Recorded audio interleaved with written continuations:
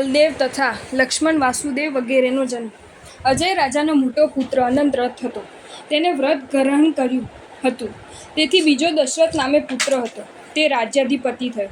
તેને કૌશલ્યા, કેકઈ, સુમિત્રા અને સુપ્રભા નામે 4 રાણીઓ થઈ.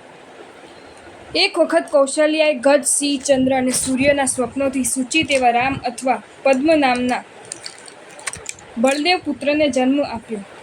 ત્યાર પછી સુમિત્રાએ હાથી, સિંહ, ચંદ્ર, સમુદ્ર, લક્ષ્મી, અગ્નિ અને સૂર્યના સ્વપ્નથી સૂચિત લક્ષ્મણના વસુદેવ પુત્રને જન્મ આપ્યો.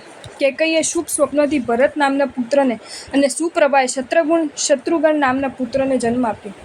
વિદ્યા વિનયથી સંપન્ન આ 4 પુત્રોથી દશરથ રાજા શોભવા લાગ્યા. તે સમયે મિથિલાપુરીમાં હરિવંશમાં વાસવ કેતુ રાજા અને વિપુલા દેવીના પુત્ર જનક નામે રાજા હતા. તેને વિદેહે નામે રાણી હતી. તેને સારા સ્વપ્નથી સૂચિત એક પુત્ર અને પુત્રી યુગલને જન્મ આપ્યો. ત્યારે સૌધર્મ દેવલોકમાંથી પિંગલ નામે એક દેવે પુનર્જન્મના વેરથી ત્યાં આવીને તેમના પુત્રને હરી ગયો.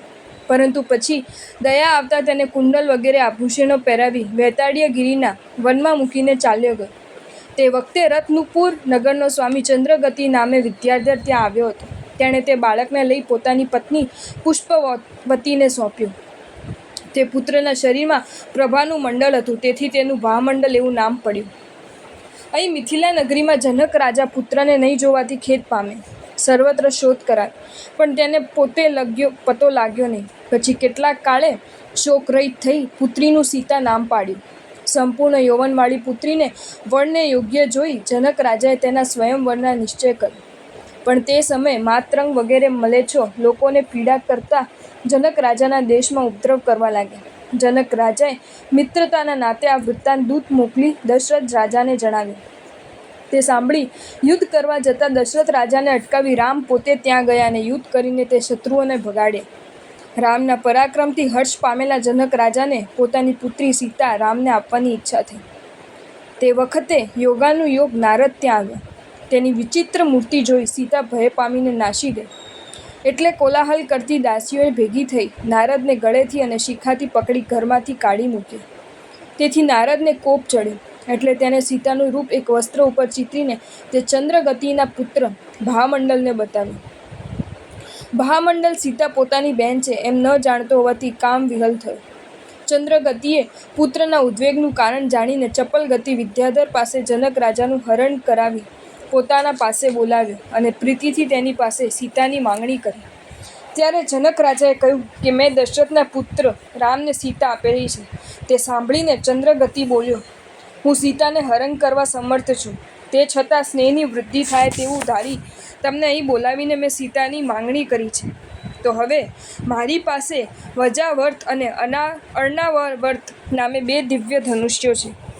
તેને રામ કે મારો પુત્ર ભામંડલ જે ચડાવે તે સીતાને પરણે તેવું કરો. જનક રાજાએ આ પ્રમાણે કબૂલ કર્યું અને પોતાની નગરીમાં આવી એક મંડપ બનાવી તેમાં બંને ધનુષ્ય મૂક્યા. પછી પ્રત્યેક રાજપુત્રોને આમંત્રણ આપ્યું. તેથી અનેક રાજાઓ વિદ્યાધરો ત્યાં આવ્યા.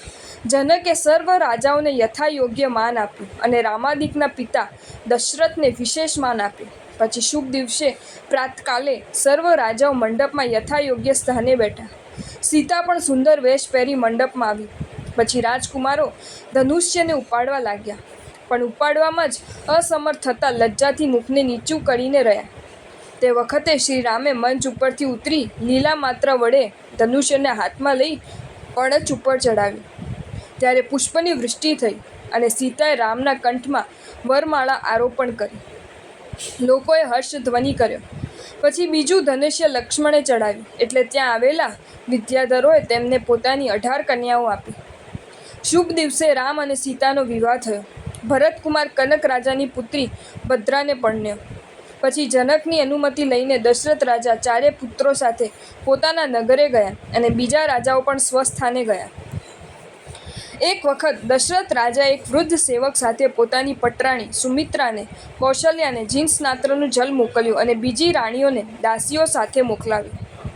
તે દાસીઓ યૌવન વયને લીધે જલ્દીથી સ્નાત્ર જળ લાવી. એટલે બીજી રાણીઓને સુમિત્રાની પહેલા સ્નાત્ર જળ મળ્યું. પેલો કંચુકી વૃદ્ધપણાને લીધે જલ્દી લાવી ન શક્યો. તે હકીકત જાણ્યા વગર સુમિત્રાએ પોતાનું માન ભંગ થયેલું જાણીને દુઃખથી કંઠમાં પાશ નાખ્યો. તે જાણી દશરથ રાજા તેને મનાવવા આવ્યા અને તે જ વખતે કંચુકી સ્નાત્ર જલ લઈને આવ્યો. ત્યારે સફેદ વાળવાળા મોઢામાંથી લાલ પાડતા અને ધીમી ગતિથી આવતા કંપતા એવા તે વૃદ્ધ કંચુકીને જોઈને રાજાને વૈરાગ્ય થયો. તે વિચારવા લાગ્યો કે અહો, આ શરીર જીર્ણ થયેલા અને પડતા ઘર જેવું છે. તેથી જ્યાં સુધી આ મારું શરીર જરાવસ્થાથી હણાયું નથી ત્યાં સુધીમાં હું આત્મકલ્યાણ સાધવા પ્રયત્ન કરી દઉં, એમ વિચારી રાજા સભામાં ગયા. ત્યારબાદ કેટલોક કાળ પછી એક વખત દશરથ રાજા કોઈ મુનિને વાંધવા ગયા. ત્યારે ભામંડળ ફરતો ફરતો ત્યાં આવ્યો. ત્યાં મુનિએ ધર્મનું સ્વરૂપ પુંડરીક ગિરિનું મહાત્મ્ય સંભળાવ્યું તથા ભામંડળ સીતા સાથે યુગલ રૂપે જન્મેલ છે એ કહ્યું. તે જાણીને ભામંડળે સીતા પાસે જઈ ક્ષમા માંગી પ્રણામ કર્યા. જો તમને આ વિડીયો ગમ્યો હોય તો આ વિડીયોને લાઈક કરો અને મારી ચેનલ જૈન ફેક્ટ્સ એન્ડ સ્ટોરીઝને સબસ્ક્રાઈબ કરો. ધન્યવાદ.